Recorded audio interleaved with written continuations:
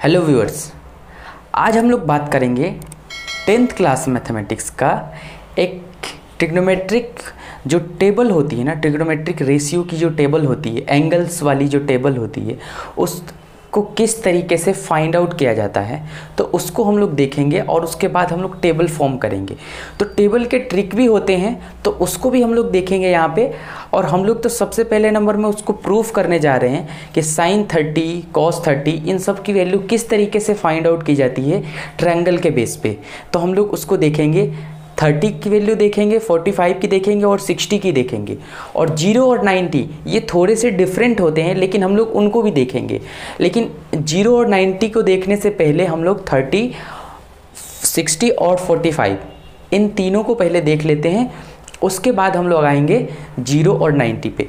0 और 90 थोड़ा सा हमें जब एक बार अंडरस्टैंडिंग डेवलप हो जाती है ना, उसके बाद उसको समझना ईजी होता है। तो इसमें हम लोग सबसे पहले नंबर में देखते हैं। तो हमें सबसे पहले नंबर में 45 डिग्री वाली वैल्यू प्रूफ करनी है। तो ये 45 डिग्री किस तरीके से, इसके लिए हमें एक स्पेशल टाइप का ट्रायंगल लेना होगा। वो कौन सा ट्रायंगल है? Isosceles right angle triangle. तो आइसोसेलेस राइट एंगल ट्रायंगल की प्रॉपर्टीज़ क्या थी कि इसमें जो होता है ना, ये राइट एंगल ट्रायंगल, इसकी जो बेस और ये परपेंडिकुलर जो होता है ए बी सी, ये ए बी बी सी के इक्वल होता है, ये इसके इक्वल होता है। और दूसरा ये 90 तो होगा ही क्योंकि ये राइट एंगल ट्रायंगल है, तो ये 90 हो गई। और ये दोनों एंगल मिल करके कितने होंगे? 90 होंगे। उसका रीज़न है ना, तीनों का एंगल का सम कितना होता है? 180। तो इस तरीके से ये एंगल और ये एंगल मिल करके कितने होंगे? 90। अब हम लोगों को क्या करना है? अब 90 है और ये दोनों एंगल इक्वल है, क्योंकि जब साइड इक्वल होता है तो एंगल भी इक्वल हो जाता है। तो ये और ये दोनों इक्वल हो गया। तो जब दोनों इक्वल होगा और दोनों की वैल्यू 90 है तो क्या होगा? एक 45 हो जाएगा। तो ये भी 45 डिग्री हो जाएगा और ये भी 45 डिग्री हो जाएगा।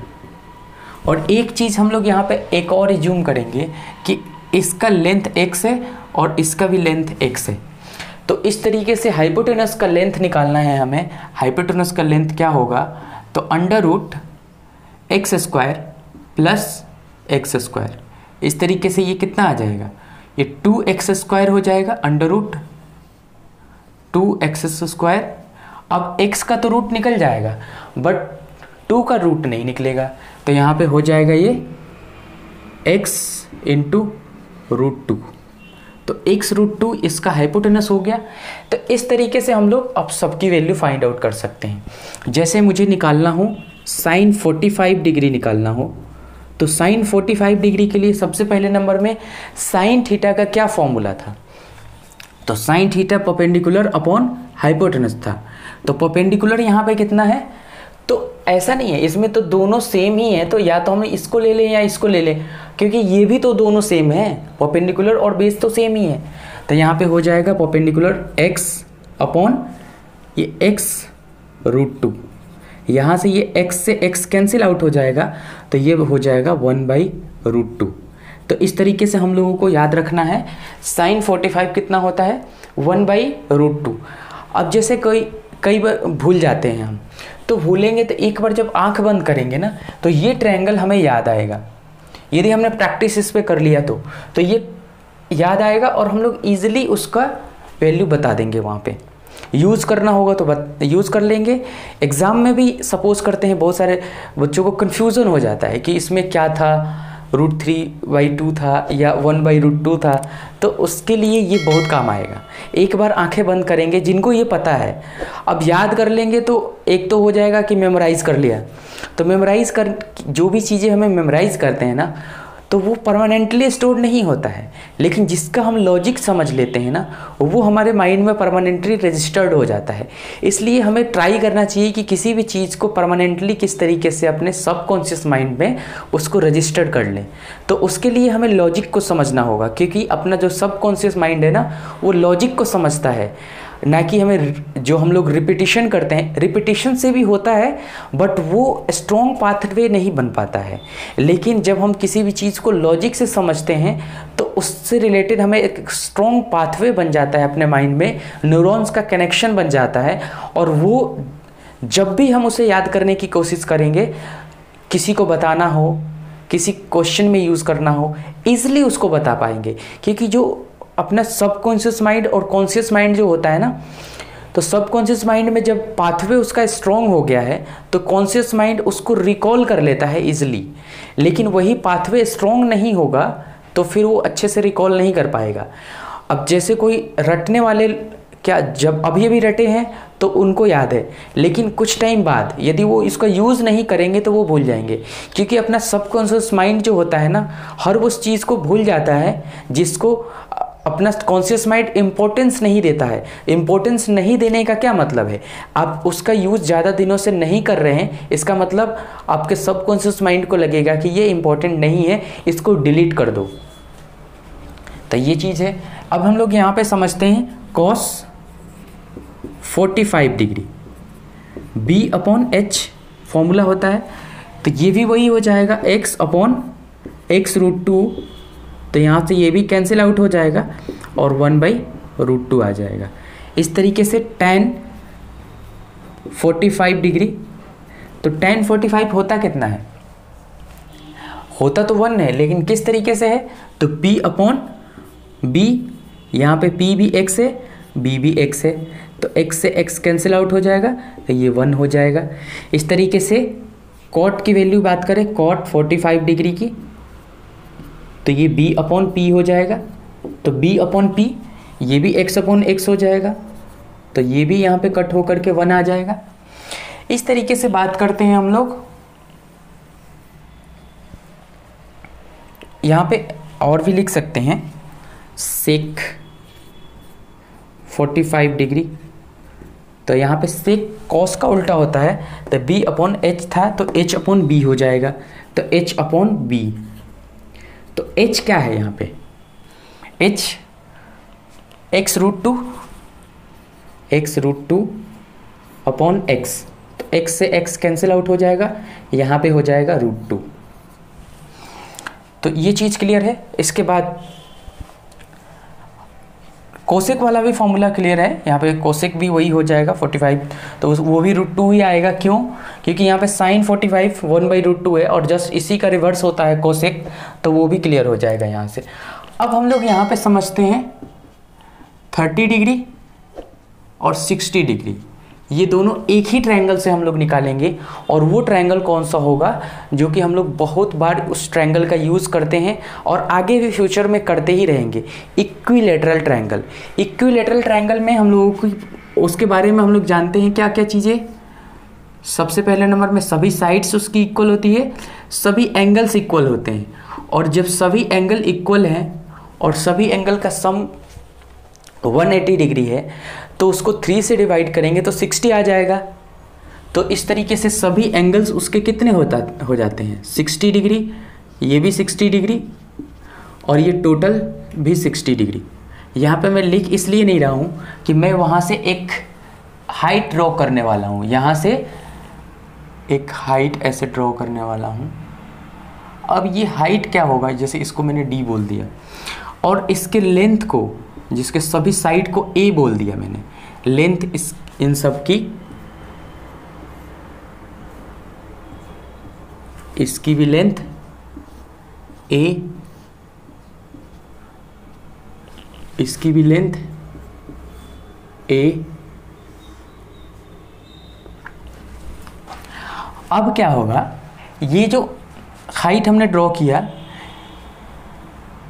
अब यहाँ से ये इसको जस्ट 2 इक्वल एंगल में डिस्ट्रीब्यूट करेगा, तो ये हो जाएगा 30 और ये भी हो जाएगा 30 डिग्री। तो वो 30 हो गया। हम लोग सिर्फ इसी वाले ट्रायंगल की बात कर लेते हैं। अब ये वाला जो होगा ना 90 हो जाएगा, ठीक है। अब हम लोगों को क्या करना है, इस हाइट को हमें फाइंड आउट करना है। तो ये जो टोटल लेंथ है a है, तो ये BD कितना हो जाएगा, a/2 हो जाएगा। तो यहाँ से ले करके और यहाँ तक ये a/2 यहाँ से लेकर के यहाँ तक। तो अब a/2 क्लियर है, यहाँ से ये BD a/2 हो गया। मैं इसको यहाँ पे भी लिख सकता था लेकिन कन्फ्यूज़न होगा इसलिए मैंने नीचे लिखा है। अब हम लोग बात करेंगे ट्रायंगल ABD में। तो ABD में हमें निकालना है इसकी हाइट। तो इसको मैं H से डिनोट कर देता हूँ, H से नहीं, H से कन्फ्यूज़न हो जाएगा, इसको X ही लिख देता हूँ मैं। तो X की वैल्यू फाइंड आउट करने के लिए x का स्क्वायर इक्वल टू ये हाइपोटेनस का स्क्वायर, हाइपोटेनस कितना है, a का स्क्वायर है, a है तो a का स्क्वायर हो जाएगा ना। हाइपोटेनस जो 90 के सामने होता है वो हाइपोटेनस होता है। और ये इसको बेस को माइनस कर लेंगे तो ये कितना है, a/2 है। तो a/2 का होल स्क्वायर, तो इस तरीके से a square minus a square by 4। तो यहाँ से 4 से मल्टीप्लाई होगा तो 4a स्क्वायर, यहाँ पे हो जाएगा 4a square by 4a square minus यहाँ पे हो जाएगा LCM 4 और ये हो जाएगा 4a square minus a square. तो ये हो जाएगा 3a स्क्वायर बाई 4। अब हम लोगों को क्या करना है, x की वैल्यू फाइंड आउट करनी है। तो under root 3a square by 4 कर देते हैं। तो 3 का रूट तो नहीं निकल सकता है तो इसको रूट 3 में रहने दिया। 4 का रूट निकल जाएगा तो 2 और a का भी रूट निकल जाएगा तो ये a। तो मतलब x की वैल्यू आ गई √3/2a। तो अब इसकी वैल्यू आ गई। अब हम लोग यहाँ से निकालेंगे 60 और 30 की वैल्यू। तो जैसे मैं सबसे पहले निकालता हूँ साइन 60 डिग्री की वैल्यू कैसे होगी। तो साइन 60 का मतलब है इसके लिए ये परपेंडिकुलर है। तो साइन का फॉर्मूला क्या होता है, P/H होता है। तो 60 के जो सामने एंगल के सामने, ये कॉन्सेप्ट हम लोगों ने देखा था कि जैसे यहाँ पे 60 है तो 60 के जो सामने होगा वो परपेंडिकुलर होगा और दूसरा वाला बेस होगा। तो हमें परपेंडिकुलर यहाँ पे x है और x की वैल्यू हम लोगों ने √3/2a हम लोगों ने फाइंड आउट कर लिया है। तो यहाँ पे √3/2a अपॉन h की वैल्यू a है तो यहाँ पे हमने a लिख दिया। अब क्या होगा, ये इसको इस तरीके से लिखा तो इसमें ये नीचे 1 छुपा है। अब इसको हम लोग क्या समझते हैं, यहाँ पे √3a/2 इंटू 1/a। a से a कैंसिल आउट हो जाएगा तो यहाँ पे हो गया √3/2। अब इस तरीके से देखा जाए तो साइन 60 की वैल्यू कितनी हो गई, √3/2। इस तरीके से हम लोग cos 60 भी निकाल सकते हैं। cos 60 के लिए B/H होगा। तो B, यहाँ पे B की वैल्यू क्या है, इसके लिए B ये है तो a/2 है तो वो हो जाएगा a/2 अपॉन H की वैल्यू a है तो इसको लिखेंगे a/2 अपॉन a है तो 1/a। a से एक कट हो जाएगा तो ये हो जाएगा 1/2। तो इस तरीके से cos 60 की वैल्यू हो जाएगी 1/2। इस तरीके से हम लोग 30 वाला भी निकाल सकते हैं। तो इसको मैं मिटा देता हूँ, 45 वाला हम लोगों ने समझ लिया था।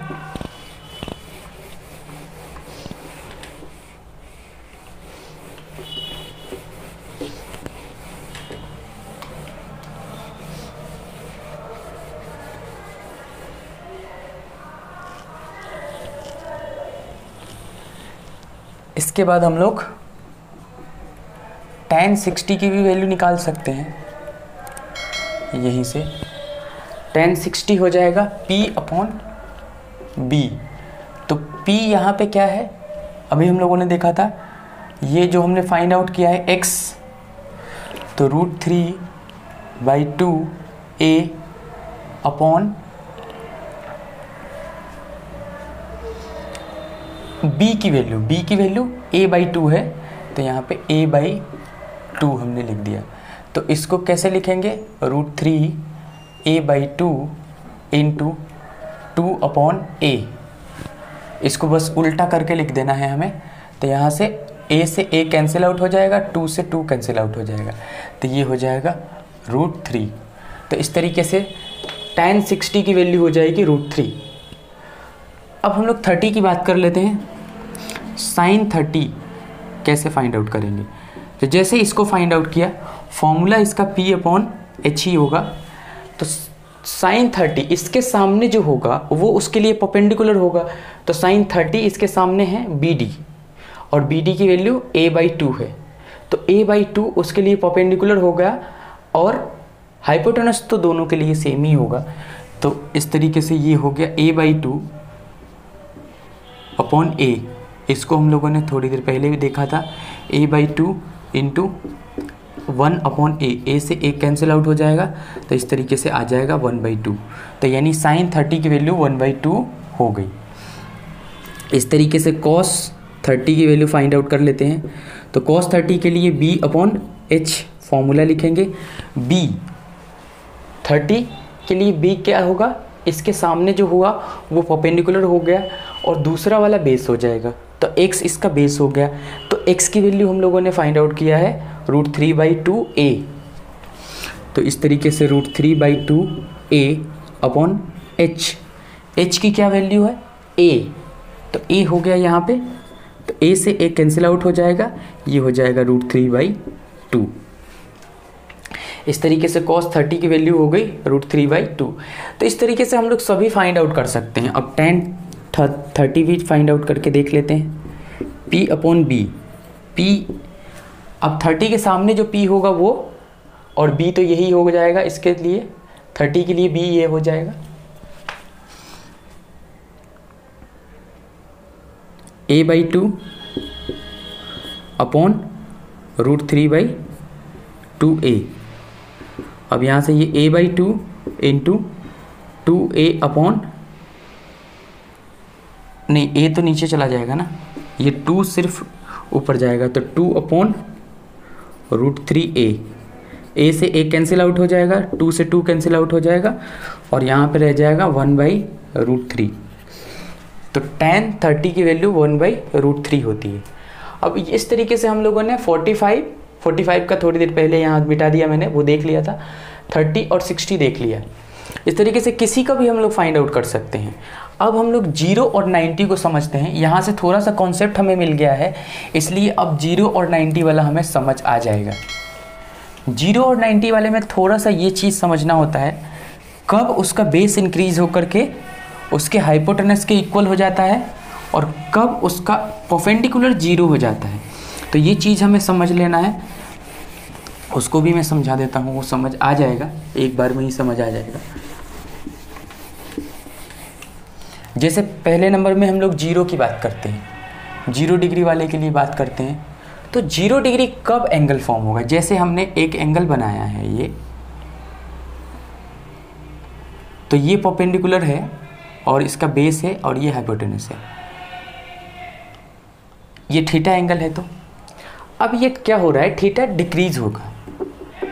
तो थीटा डिक्रीज होने से क्या होगा, ये जो परपेंडिकुलर था ये भी डिक्रीज होगा, जैसे ये थीटा कम हो गया। अब इसके बाद थीटा और कम हो गया, तो ये हो गया।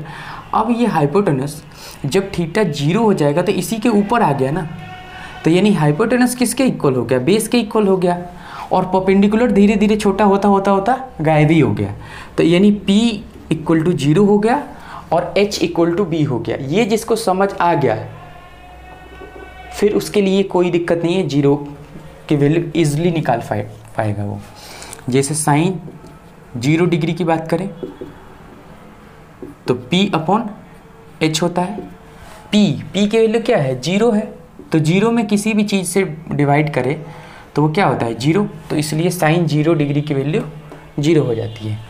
cos 0 की बात करें, cos 0 डिग्री, तो B/H, तो B क्या है,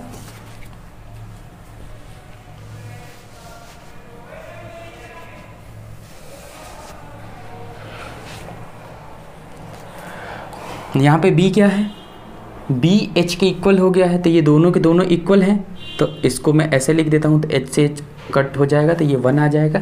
इस तरीके से tan 0, तो tan 0 P/B है, तो P क्या है यहाँ पे, P तो 0 हो गया है, तो 0/ कुछ भी हो तो वो तो 0 ही हो जाएगा।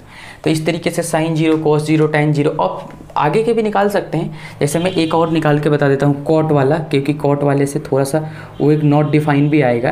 तो B/P, तो B इसमें क्या है, B तो B ही रहेगा, p जीरो हो गया है। किसी भी नंबर में जीरो से जब डिवाइड करते हैं ना तो वो नॉट डिफाइन होता है, लेकिन यहाँ पे नॉट डिफाइन को हम लोग इन्फिनिटी भी लिख देते हैं, क्योंकि इन्फिनिटी भी नॉट डिफाइन है और नॉट डिफाइन भी नॉट डिफाइन है, मतलब यहाँ पे जो इसकी वैल्यू आई है वो नॉट डिफाइन है, तो इसलिए इसको इन्फिनिटी भी लिख दिया जाता है। एक्चुअल में इन्फिनिटी का मतलब होता है वो नंबर जो कंपेरेटिवली क्या हो, लार्ज हो। इन्फिनिटी का मतलब यहाँ पे अनंत नहीं होता है, इन्फिनिटी का मतलब जो भी हम लोग यहाँ पे यूज़ किए हैं इनके रिस्पेक्ट में इसकी वैल्यू बहुत ज़्यादा है, जो भी डायमेंशन यूज़ किया है। अब इस तरीके से 90 को भी समझ लेते हैं हम लोग।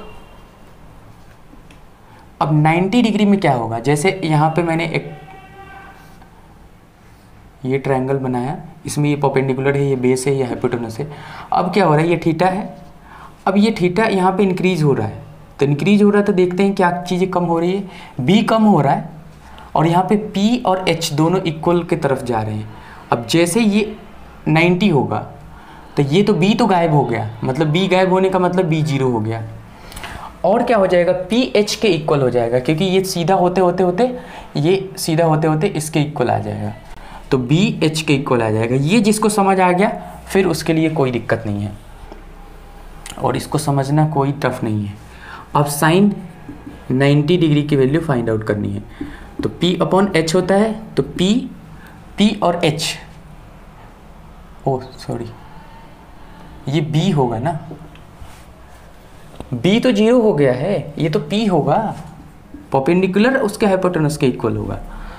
तो इस तरीके से P और H दोनों ही इक्वल हैं, तो ये कट होकर के 1 आ जाएगा। तो इस तरीके से साइन 90 की वैल्यू 1 हो गई।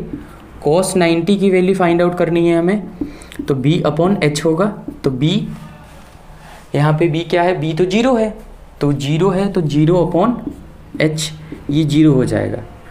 tan 90 डिग्री ये हो जाएगा P अपॉन B, तो P क्या है यहाँ पे, जीरो है ना, P अपॉन जीरो, तो tan 90 तो नॉट डिफाइन हो जाएगा, और होता भी है वो नॉट डिफाइन, तो नॉट डिफाइन को हम लोग इन्फिनिटी लिख देते हैं। इस तरीके से कॉट भी हम लोग फाइंड आउट कर सकते हैं, B अपॉन P, तो B क्या है, जीरो है, और P कुछ भी हो तो यहाँ पे ये जीरो आ जाएगा। तो ऐसे भी ये एक दूसरे के उल्टा होते हैं, तो इन्फिनिटी का उल्टा जीरो हो जाएगा।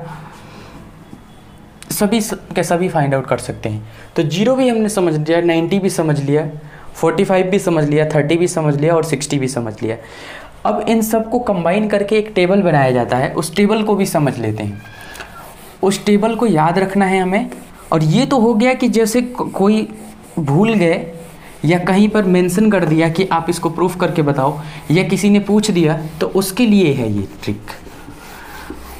और इसके बाद हम लोगों को अब टेबल फॉर्म करना है, तो टेबल फॉर्म करने के लिए इधर हम लोग एंगल की वैल्यू लिखेंगे और इधर रेशियो लिखेंगे।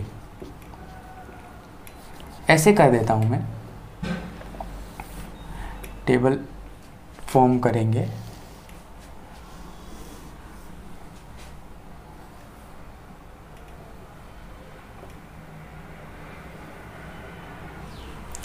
टेबल को किस तरीके से कंप्लीट करेंगे इसका ट्रिक भी देख लेते हैं हम लोग। इसका ट्रिक ये है कि यहाँ पे ये 0, 30 और 45, 60 और 90 की वैल्यू कैसे फाइंड आउट करेंगे। तो मैं यहाँ पे ट्रिक बताता हूँ, यहाँ पे हम लोग लिख देंगे, ये इससे कोई लेना देना नहीं है, ये तो मैं ट्रिक बता रहा हूँ, फिर उसके बाद हम लोग समझेंगे। इसमें सबसे पहले 0, 1, 2, 3, 4 ऐसे लिख देते हैं। इन सभी नंबर को क्या करते हैं, 4 से डिवाइड कर देते हैं, 4 से डिवाइड कर देते हैं, ये ट्रिक बता रहा हूँ। और इन सब का फिर रूट ले लेते हैं, तो ये हो जाएगा 0, यहाँ से मिलेगा 1/2 और यहाँ से मिलेगा रूट 2 अपॉन 2। तो इसको नीचे से रेशनलाइज कर दें या ऐसे कट कर दें, तो ये 1/√2 भी हो जाता है, और ये √3 अपॉन 2 और ये हो जाएगा 1। तो इस तरीके से यही वैल्यू होती है, और हम लोग फाइंड आउट भी कर चुके हैं। तो या तो ऐसे याद रखें या वैसे याद रखें, किसी भी तरीके से याद रख सकते हैं। यहाँ पे हम लोग टेबल अब फॉर्म करना स्टार्ट करते हैं। 0 डिग्री की वैल्यू 0, इसकी वैल्यू 1/2, इसकी वैल्यू 1/√2, इसकी वैल्यू √3/2 और ये 1 और ये हो जाएगा। अब इसी का जस्ट उल्टा कर देना है, 1 से इधर से लिखते जाना है 1 और ये हो जाएगा √3/2 और फिर बीच में तो सेम ही होना चाहिए, तो 1/√2 ये हो जाएगा 1/2 और ये 0 है तो 0 हो जाएगा। और tan थीटा की वैल्यू कैसे फाइंड आउट करते हैं, तो इस दोनों को डिवाइड करते जाते हैं, इस दोनों को डिवाइड कर देंगे तो यहाँ पे tan थीटा की वैल्यू आ जाएगी। तो 0 में 1 से डिवाइड करेंगे, ये 0 हो जाएगा। फिर 1/2 और √3/2, तो 2 से 2 कैंसिल हो जाएगा, 1/√3 आ जाएगा। इसको डिवाइड करेंगे, 2 से 2 कट हो जाएगा, 1 आ जाएगा। इसमें करेंगे 2 से 2 कट हो जाएगा, √3 आ जाएगा। और ये किसी भी नंबर में 0 से डिवाइड करते हैं तो वो नॉट डिफाइन होता है, या उसको इन्फिनिटी लिख देते हैं। इस तरीके से कॉट की बात करें तो कॉट तो बस 10 का ही उल्टा होता है, तो 10 इस 0 का उल्टा इन्फिनिटी और इसका उल्टा √3, 1 का उल्टा 1, इसका उल्टा 1/√3 और इन्फिनिटी का उल्टा 0। और सेक की बात करें तो सेक कोसेक का उल्टा, कॉस का उल्टा होगा, तो 1 का उल्टा 1, इसका उल्टा √3, 2/√3, 1/√3, √2 का √2 और इसका 2 और 0 का नॉट डिफाइन। उसके बाद हो जाएगा कोसेक, तो कोसेक की वैल्यू क्या होगी, ये साइन से ऑपरेट होता है, मतलब साइन का जस्ट उल्टा होता है। तो 0 का उल्टा इन्फिनिटी, इसका उल्टा 2, इसका उल्टा √2, इसका 2/√3 और ये हो जाएगा 1, 1 का उल्टा तो 1 ही होगा। तो इस तरीके से ये टेबल हमारा यहाँ पे रेडी हो गया।